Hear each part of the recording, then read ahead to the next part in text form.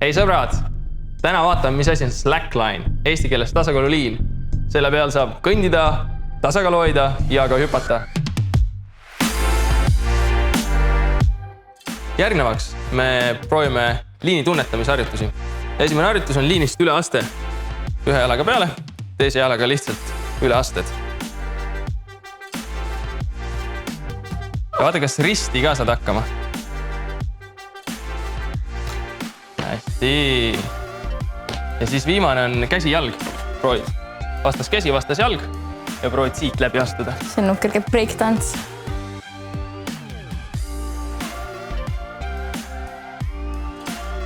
Väga hea.